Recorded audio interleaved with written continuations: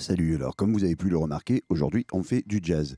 Alors comme vous pouvez le voir à ma dégaine, je ne suis pas quelqu'un qui sait jouer du jazz.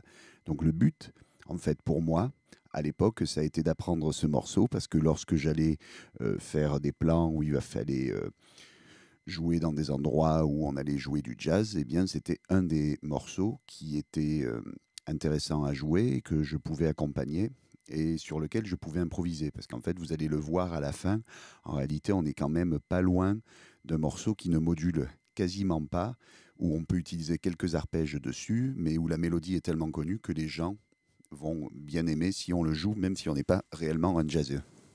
Alors, premier truc que vous pouvez remarquer sur ce morceau, c'est la rythmique. La rythmique est particulière étant donné que c'est une rythmique en 5/4. Alors qu'est-ce que ça veut dire 5/4? Si vous ne connaissez pas tout ce qui est le solfège, ça veut dire que chaque temps est en réalité un quatrième, un quart de la ronde.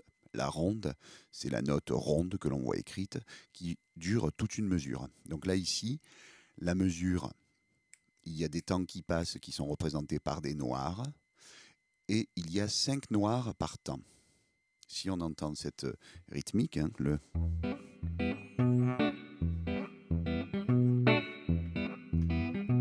chaque mesure dure 5 temps. Alors pour repérer les 5 temps, je me suis inspiré du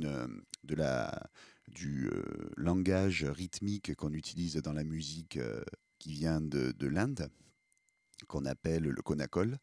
Et en réalité, cette rythmique fait ça. 1, 2, 3, 4, 5.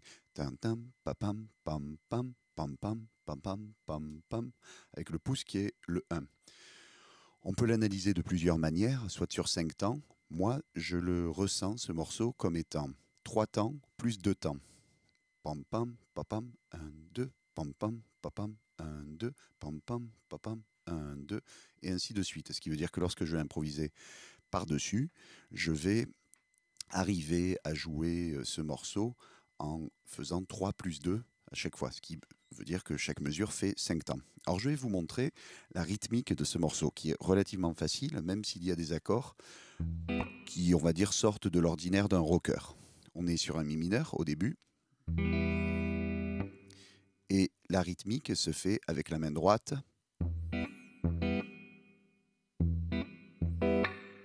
et ensuite sur les 2 temps suivants, on va jouer un si mineur 7 à la deuxième case ici.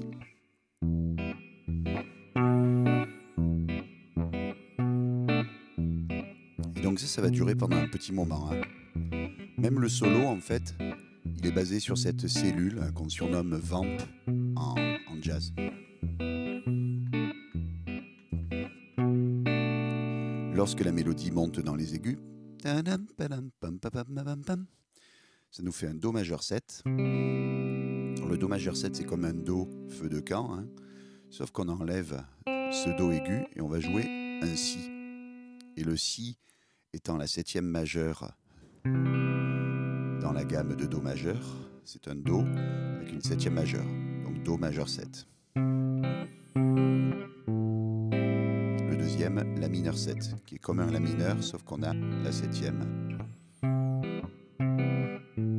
Si mineur, Mi mineur.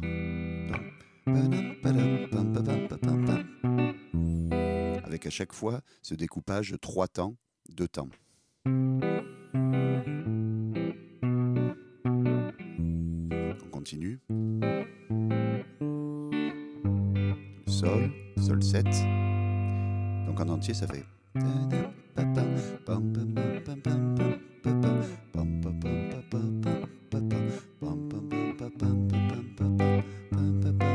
Et là, on repart. Même chose.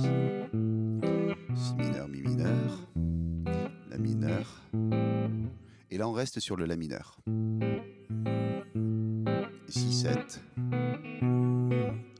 Et ensuite, on repart sur la même cellule rythmique du début. Donc, en entier, ça va donc nous donner ça. Pardon.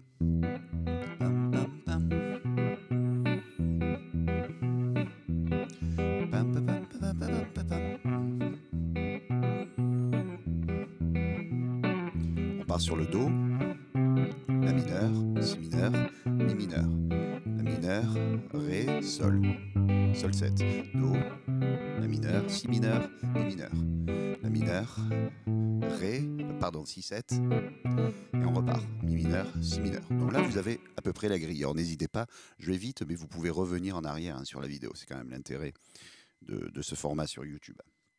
La mélodie. Alors, c'est une mélodie que j'ai souvent jouée pour m'échauffer parce qu'elle est intéressante, il y a beaucoup de chromatismes dans la mélodie. Les chromatismes, ce sont des notes qui sont entre les notes, on va dire, officielles de la gamme.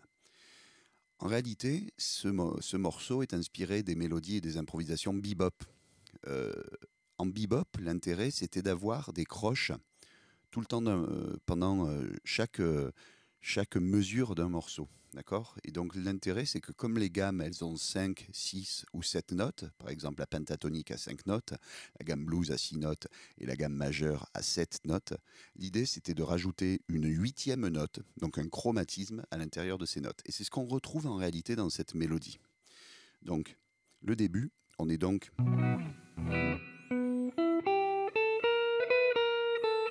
Je vous montre cette première mélodie. Donc on est ici à la 9e case sur la corde de Ré.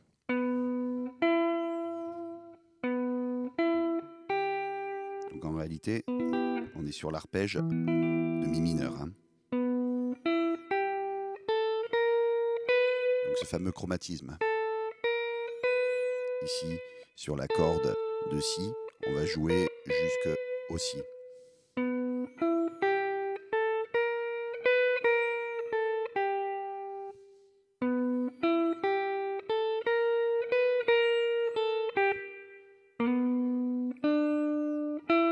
Penta.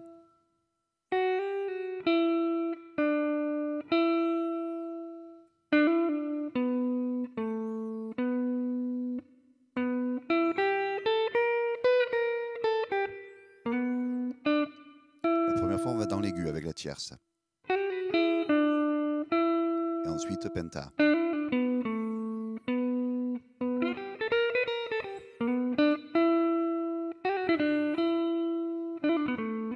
Et on repart. Et là, on inverse les deux. Et on va vers l'aigu. Avec le hammer pull-off. Ensuite, lui, au saxo, il part dans l'aigu avec le... Mais là, c'est plus pratique de le jouer avec à peu près au même endroit. Donc on a l'arpège de Do majeur. Ici un 9, 8 sur la corde de Si, puis on descend jusqu'au 10 sur la corde de Ré.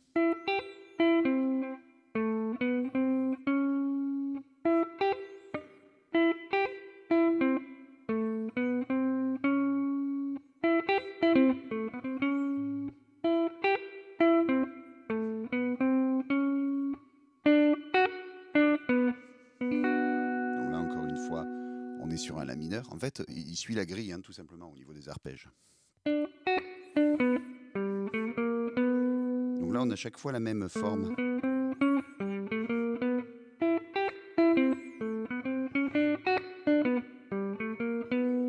Et on continue, même forme, encore une fois, sur un...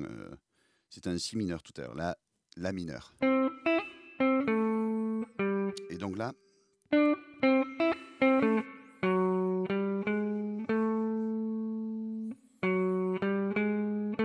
Vous remarquerez que je glisse avec le majeur pour me mettre en position pour jouer la suite.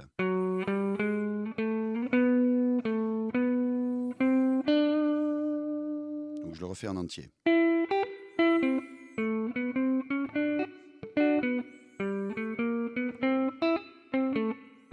Pardon. Et là...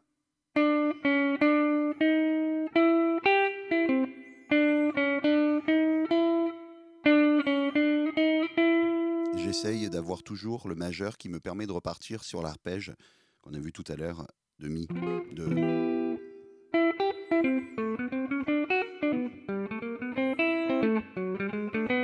Pardon.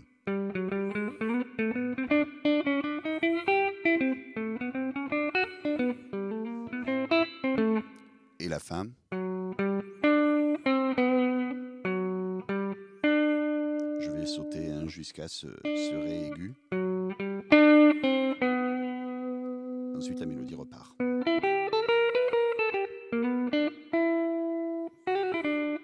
Et ainsi de suite.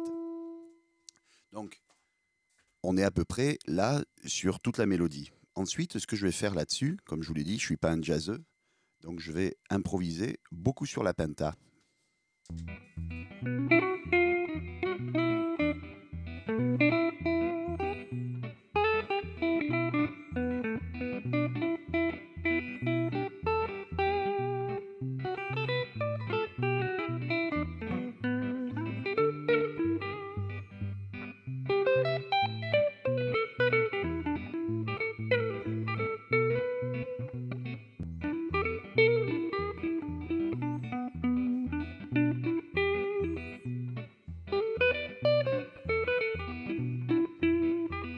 Ainsi de suite. Donc vous voyez que en gros, ça passe. Je ne vais pas donner l'illusion d'être Joe Pass, mais l'idée, c'est pas non plus de l'être quand on n'a pas les moyens. Donc j'espère que ça vous a mis sur la route pour pouvoir accompagner ce morceau. On se retrouve lors de la prochaine vidéo et je vous dis bon travail.